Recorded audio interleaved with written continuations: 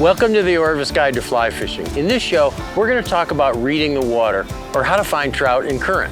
It's not an art and it's not a science. There aren't any intuitive gifts a human can possess to help him or her find trout in a stream. There isn't really any science that can pinpoint trout locations in unfamiliar waters. The best we can do is guess. Nobody's going to give you a map to a trout stream with little red trout pinpointed on it, showing you where the trout are going to feed. That's not going to happen. The best we can do is use a little bit of knowledge about where trout want to feed, where they want to live, and also tempered with your experience on other more familiar waters.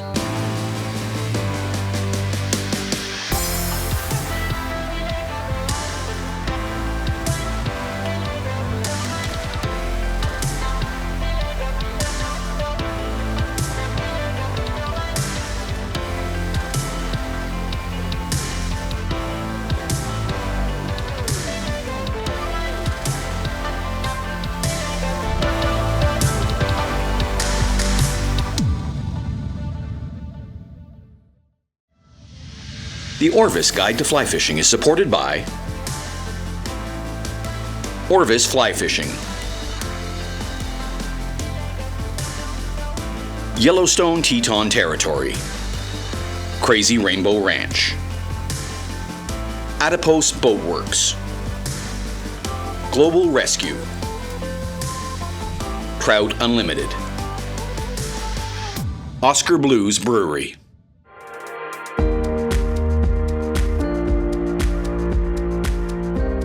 Sometimes you don't need to bother learning to read the water. If you fish the same river every day, or even once a month, you learn where trout feed by experience. If trout are visibly feeding on the surface, you already know where they feed, and you can at least get an idea of how many are around. Even if you don't catch any, the next time you fish, you'll have a good idea of where they live. And if you fish with a guide, you're paying for that person's knowledge of the water and where to find fish. We've all heard stories of giant trout that live in the deep pool by the bridge. And often you can see them down there, 10 feet under the surface, lying next to a rock or log. And you know what? You'll almost never catch that fish because a trout in 10 feet of water is not feeding. It's resting, sleeping, or hiding there to stay away from anglers and swimmers on a hot day. There's little food at the bottom of deep pools, few insects, crayfish, or baitfish. It's a desert and good only for one thing, staying away from predators. You can occasionally tempt an inactive trout with a reaction strike to a streamer, or you can slap a nymph in its face, hoping they'll wake up. A trout that has been spooked by a potential predator like you won't feed at all. But a trout that is actively feeding is a more reliable target. And thankfully, most trout are on the feed throughout the day and sometimes into the dark. When you don't catch trout in a likely place, it's usually a matter of the wrong fly, the wrong presentation, or you've been too sloppy with your wading and casting and you've scared them.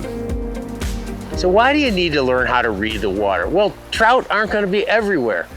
In many rivers, trout are only going to be in maybe 10% of the stream bed or the wetted area of the river. So you got to narrow things down, because if you don't, you have to fish everywhere and you drive yourself crazy trying to fish everywhere.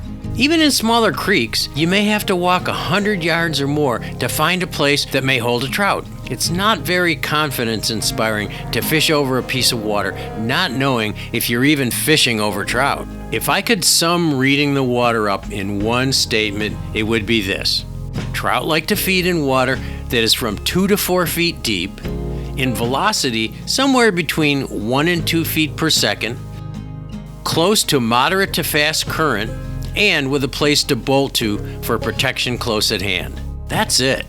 But the devil's in the details. You have to look for places that combine all of these elements, not just 1 or 2 of them in isolation.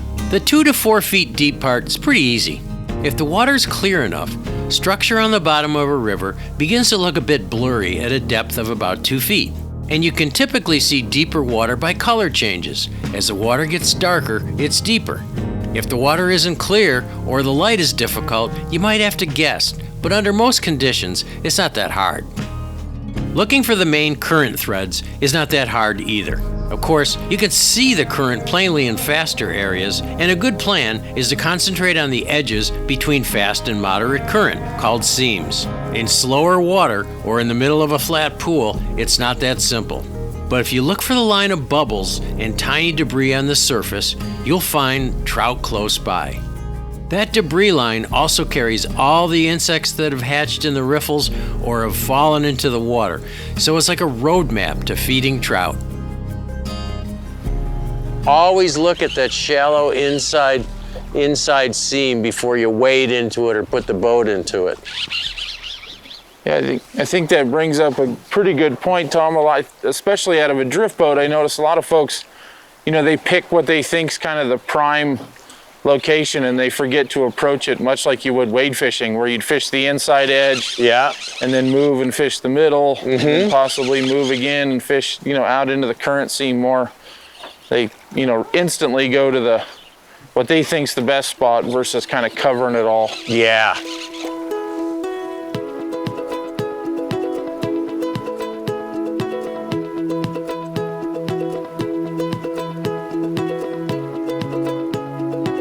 The 1 foot per second part is not as easy to visualize. It's not like you can carry a current meter around and inspect every little current seam. I've used one, but it's more for research so I can understand this stuff. It's about the speed of a slow walk along the bank, and with experience, you'll learn how to spot this speed of flow, especially as you'll catch most of your fish in current of this speed. But rivers seldom have uniform flow from bank to bank, even if they look uniform. And it may be just a matter of inches from one current speed to another, and that's just on the surface. Currents also vary by depth, and obstructions in the water can form pockets of slower water that we can't really examine. We just have to estimate and visualize how subsurface currents vary, and that's where a little knowledge and lots of experience come into play. Later, we'll get into a little more detail on how that works, but for now, just appreciate the wide variety of current flows in any given stretch of river. Oh, there's a fish along the side of the rock, and a nice, looks like a rainbow too. Wasn't behind the rock, he was along the side. Whoa, beautiful fish.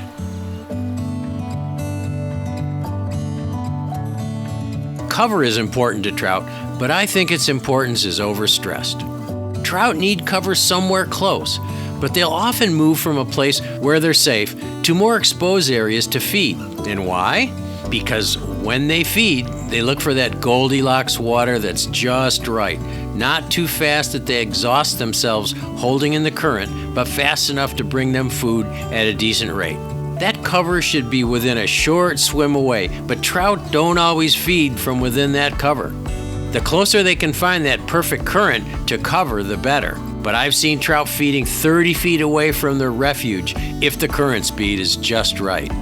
Cover is not just a log jam or a rock. Deep water, where they can't be seen or attacked by a predator, makes them feel safe. Riffles are another place where the broken surface of the water keeps them relatively invisible to birds of prey and anglers. Shade also provides cover, and many anglers say that trout don't like bright sunlight.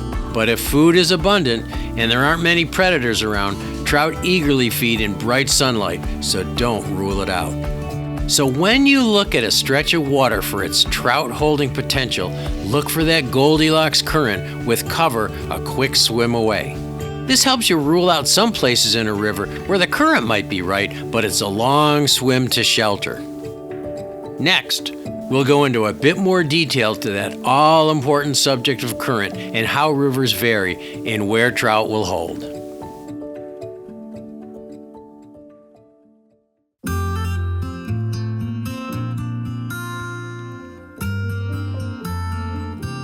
Some knowledge of hydraulics, at least at the basic level, is important for a solid understanding of reading the water and finding trout. Let's look at those basics, and also about how all of what you've learned about reading the water varies depending on what kind of river you're fishing. When water hits an object, the molecules that bump into it stop moving, which creates a chain reaction of molecules bumping into each other, so a cushion of slow water forms in front of an object. Trout can use this area of slower water to hold their position. As water flows around the rock, the hydraulic jump or change in pressure creates turbulence behind the rock. Because the bottom of a stream bed is not perfectly smooth, turbulence forms and the water slows down as you get closer to the bottom. The rougher the bottom, the higher this area is. So in streams with a rough bottom, trout have more potential places to live protected from strong currents. All other things being equal, a rough, rocky bottom will be more productive than a bottom composed of sand or bedrock. Current is also slower closer to the bank than it is in the center of a river because of friction between the bank and the current. And the rougher the bank, the more pockets of slow water that can hold trout.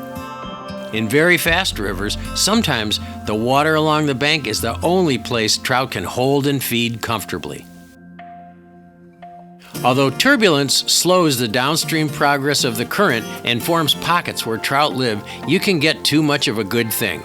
Where turbulence is so strong it forms large swirls in the current, trout are less likely to be found because it's just too much. Trout get pushed around by the swirling currents, and because these currents are unpredictable, trout have trouble intercepting their food.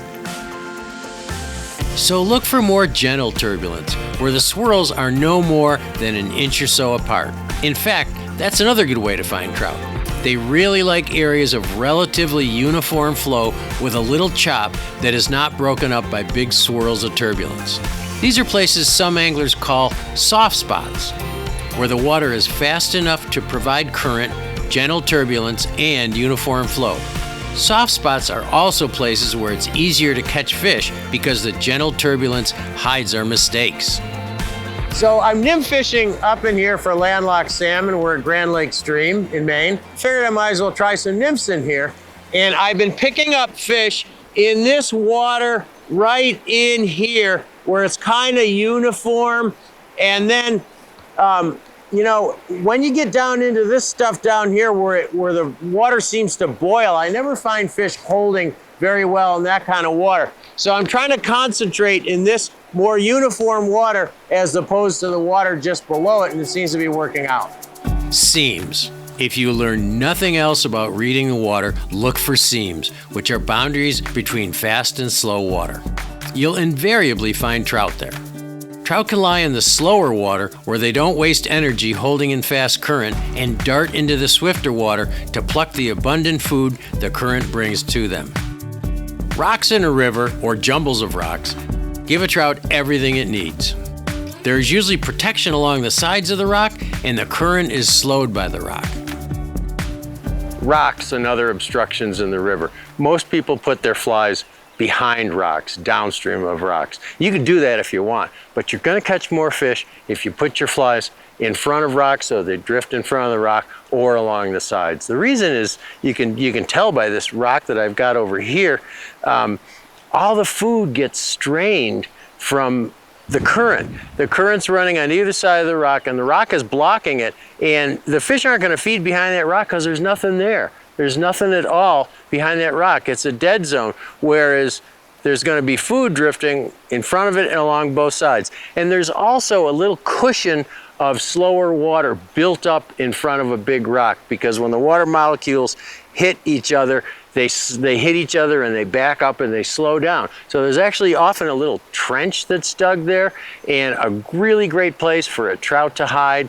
They can dart along the sides of the rock or behind it when they get frightened, but where they're going to feed is probably in front of a rock or along the sides. Believe it or not, the area just behind a submerged rock is not always a good place to find trout, especially in fast current.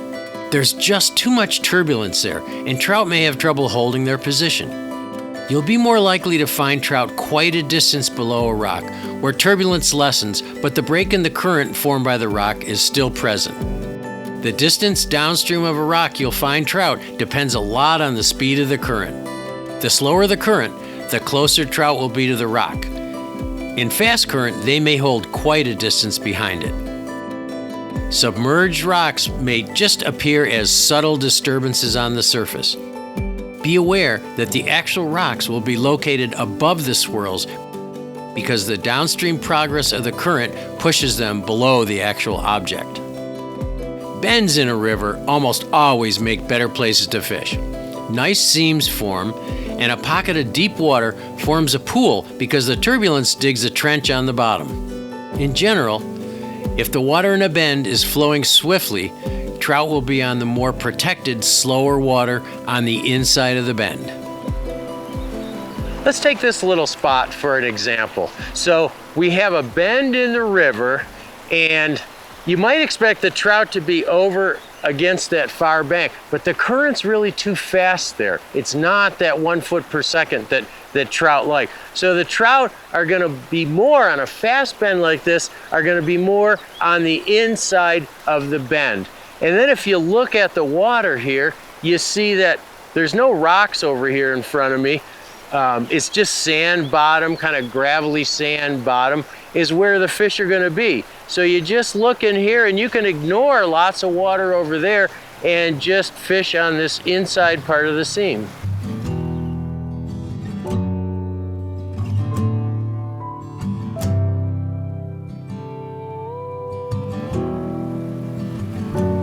Oh, it's a big brown trout, I think.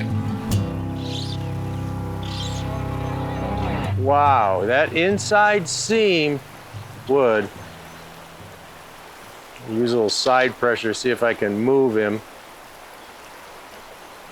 That is a big brown trout. Acting like a brown trout. Maybe if I get him in this mud here, he'll get a little disoriented. I'm gonna bring him up into this shallow water. Oh my God, what a beautiful brown trout. The old inside of the seam. You would have thought that fish would have been over against that fast water, but he was right in here. All right, so let's see if we can get that hook out of you quickly. And I'm gonna bring him over here into this clear, shallow water and release him. Bye, buddy. Thank you. In slow water, the inside of the bend may be devoid of food because the current is not fast enough to bring trout a constant food supply, so they may feed on the outside of the bend where the current is a little bit stronger. Next, we'll look at some larger features of a river, pools and pocket water, and where you can expect to find trout in them. We'll also explore the kind of water you might want to pass up.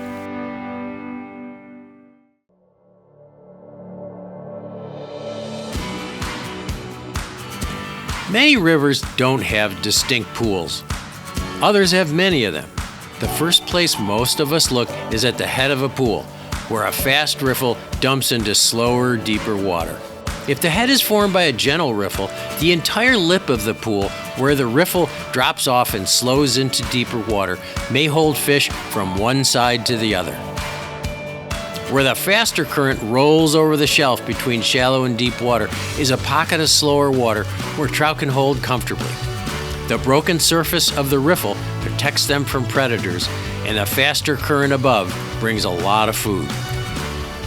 I've been amazed at how much I've learned playing around with a current meter. I'm here where a riffle dumps off into a little pool, and the water at the surface here is almost 4 feet per second. But as I push this down just a little bit below the surface, that velocity goes down to less than a foot per second, to the point where it's almost zero at the bottom. So just this little lip at this riffle can mean a big stratification in currents, leaving trout with a comfortable place to live underneath that shelf.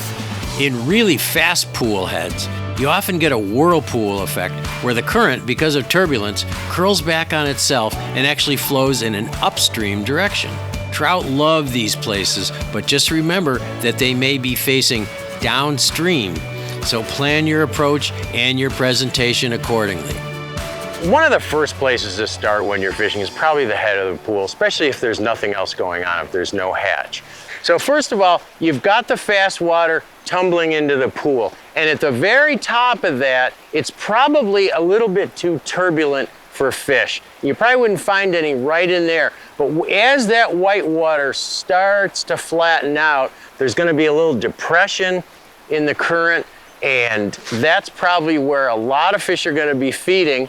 And then all the way down through that thread of current, all the way down, should be where the fish are lying. Now there's a couple sneaky little spots in a head of a pool. One is this seam on the near side here.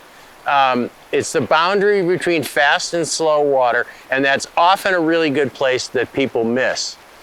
And a place that people miss even more often, because it's tougher to fish, is the seam on the other side. There's slower water at the edge of fast, and all the way down through there, that's a really good place to find fish. A lot trickier to fish the far side, but that's a really good place to fish as well. The middle of a pool, especially a big pool, often seems like a big flat nothing with no structure and no place to look for fish. But if you look carefully, you can find the spots. First, look for that foam line that indicates where the food will be carried through a pool. Second, look for spots along the bank that offer shade or protection. Third, look for swirls on the surface that might indicate submerged rocks or weed beds. And finally, remember that 2 to 4 foot deep rule. In really deep pools, look for the shallower spots. In shallow pools, look for the deeper spots, indicated by water that is a bit darker. So in the middle of the pool, it's tougher water to read. There's not as many immediately apparent places where you might find trout. But if you look carefully, you'll find those little pockets. So we've got a middle of a pool here, kind of flat, not many features there, but there's some things you can look for. The first thing you want to look for is that main current thread that goes down through the pool. That's going to have a bubble line, and you're going to see that debris and bubbles. That's where all the food, all the insects, everything that falls in the water is going to eventually be drawn. So the food's going to go down that bubble line, and feeding fish are going to be concentrated under that bubble line. Another thing you want to look for, on the near bank, here you can see there's a line of moss or weeds, and that kind of delineates the faster current out there from the really slow current in here. This is kind of stuff you might call frog water, and you seldom find fish in here unless there's a really heavy hatch and they might move into that slower water. But generally, the fish are going to be more concentrated toward the center seam where the bubble line comes. And then yet a third place is the far bank. This bank here is kind of shallow, it's kind of slow, but the current is more concentrated toward the far bank. And if you look carefully, you'll see little bays and pockets on that far bank where those rocks are. There's some weed beds that stick out. Any of those little promontories will probably hold feeding trout, especially just in front of those little promontories. They tend to be, for whatever reason, the fish tend to be a little bit in front of those little bays as opposed to in the middle or in the back. So always look at the far deeper bank, or the deeper bank might be on your bank too, but look at the bank carefully and look for those little bays and depressions and things that stick out on the far bank. So the tail of a pool is one of the best places to find trout, especially big trout. It's also one of the most difficult places to fish. The water's usually flat, the fish can see you, and there's drag problems because the current is picking up speed. So it's a difficult place to fish, but it's a great place, especially during a hatch. So what do you look for in the tail of the pool? Well, again, you look for that main current thread, and in the tail of the pool, that is not quite as important, because what happens in the tail of the pool is that the water constricts vertically, it gets shallower, and it also often constricts horizontally. So all the food that's coming down through the pool gets channeled into the tail. So it's an easy place for fish to feed because all that pool gets kind of concentrated into a three-dimensional V. Almost every place in the tail of the pool can be good, especially during a hatch. During a hatch, a lot of the fish that are up in the deeper water in the pool will drop down into the tail to feed, and they can be found almost anywhere in the tail. However, there are also fish that live in the tail of the pool throughout the season. So what do you look for there? Well, you look for some structure. You look for maybe little riffles on the surface. That indicates there's probably some rocks on the bottom, so there's a place for fish to be protected from the current. And that big rock over there is a great place. Just in front of that big rock is a place you would probably find one of the best fish in the pool, because the fish has got some protection there. That rock is actually going to slow the current a little bit in front of it. There will be a cushion in front of the rock. And if you look carefully, you can see there's a second rock in front of it. So that little spot in front of that big rock on the other bank is probably one of the best places in the tail of the pool. Also, this little seam up here, there's a little seam just above that rock on the far bank. That's also a good place. And then down here in the main tongue of the tail, fish will drop down into there to feed. Because drag is often an issue in the tails of pools, the parachute cast and the pile cast are often handy to give your fly a more natural drift. Let's invite Orvis casting guru Pete Kutzer to show us how to make these casts. Hi, I'm Pete Kutzer with the Orvis Fly Fishing Schools. Today I'm going to talk to you about two great downstream presentations you can do with a dry fly or a nymph. Those two presentations are called the pile cast and the parachute cast. The parachute cast is a great cast when we have a fish rising downstream, and what we're going to do is stop our rod abruptly, making a good cast, and then raise our rod tip up. When we lift our rod tip up, we want to make sure we do it before that fly lands on the water.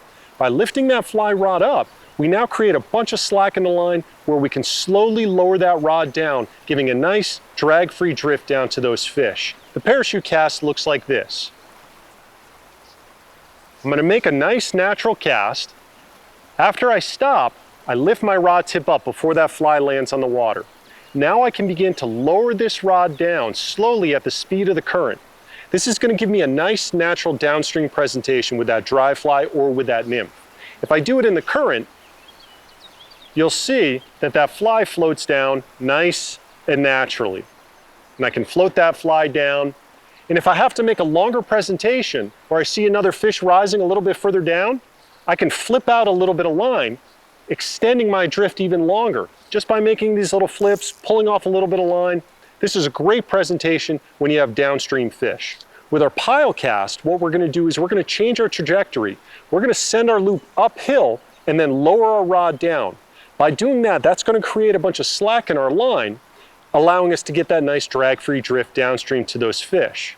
Now, when we do that pile cast, we want to make sure that we don't get too aggressive when we drop a rod down.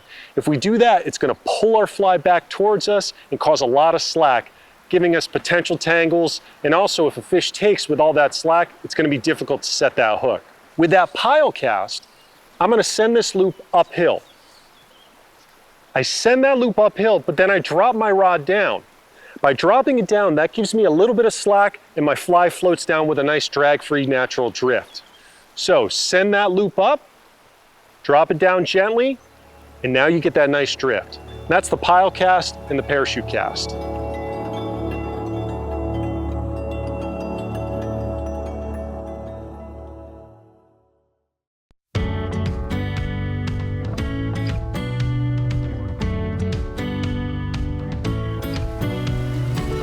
This is what we call pocket water. And pocket water is just a bunch of rocks with a lot of foam and a lot of swirling currents. And trout love pocket water because there's lots of little places they can tuck in and live and feed. So what do you look for in pocket water with a lot of rocks and foam? Well, first thing you look for are areas where the river kind of flattens out into a little plateau. That means the current's going to slow down a little bit. It'll probably be a little deeper. So you just kind of scan down through the pocket water and look for little places like that one down there where the water kind of plateaus and just looks a little flatter than the rest of the water. Next, you look at the foam. Trout are probably not going to be immediately under the foam. The foam indicates a lot of turbulence. The trout have trouble holding positions in that turbulence, plus they can't see their food coming. So you want to look for areas that aren't as foamy as the rest, where the water's kind of cleared out of foam. Trout are often going to be located around rocks because the rocks offer some protection from predators, and they also break the current. So you want to look for trout close to the rocks, but where exactly do you want to put your fly? For instance, this rock below me here has a really nice cushion in front of it. There's a little deep bucket in there, and when water hits a rock, it slows down in front of the rock. It forms a little cushion that's protected from the current. So you can see the little cushion in front of that rock. There's a nice little deep bucket here, not too much foam. That would be a good place to find a trout.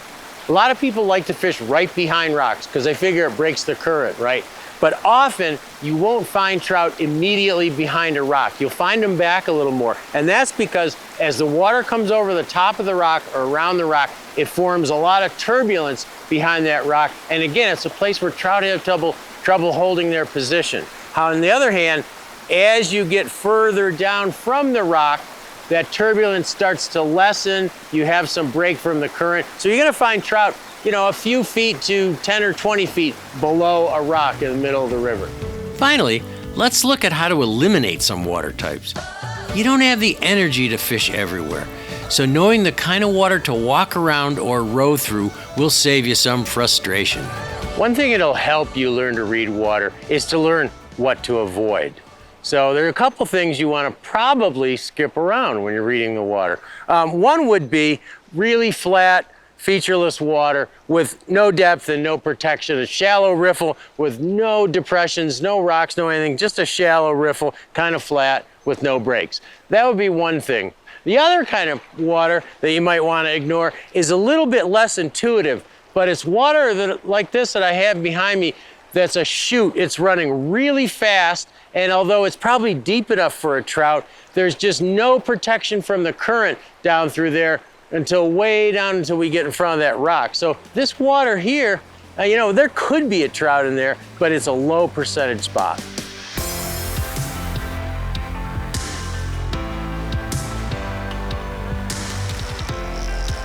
Whoa, that's a nice fish.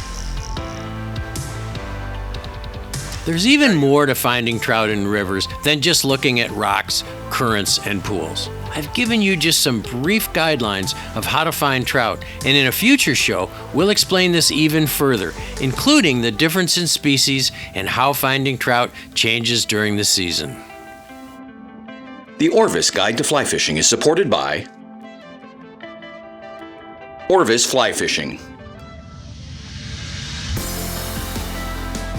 Yellowstone Teton Territory, Crazy Rainbow Ranch, Adipose Boatworks, Global Rescue, Trout Unlimited,